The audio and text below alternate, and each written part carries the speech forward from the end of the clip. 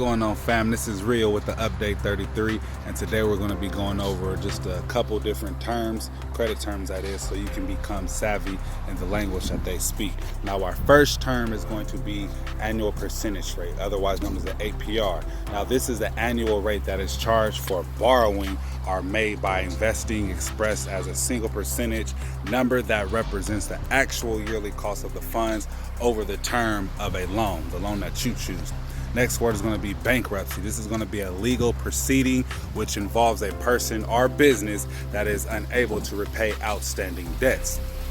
Now, our next word is going to be billing cycle.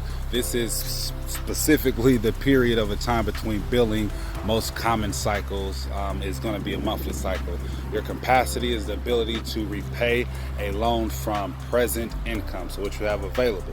Now, your capital is going to be a trait of your credit worthiness that accounts for the value, marketability, and the liquidity of any individual assets and net worth.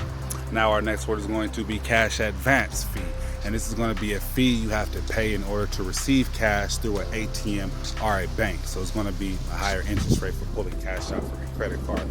Chapter 13, bankruptcy. This is going to also be a wage earns plan, which enables individuals with regular income to develop a plan to repay all or just a small portion of the debt. So 50 Cent actually took the Chapter 13 bankruptcy.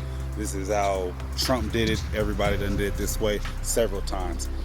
Chapter 7 bankruptcy is going to be a bankruptcy proceeding in which a company stops all operations, so they go cold turkey and goes completely out of business. Now, this company's assets are liquidated, so they sell exactly what they're able to get, and they try to pay off the debts with what they're able to capitalize on. Character. We all know what a character is. It's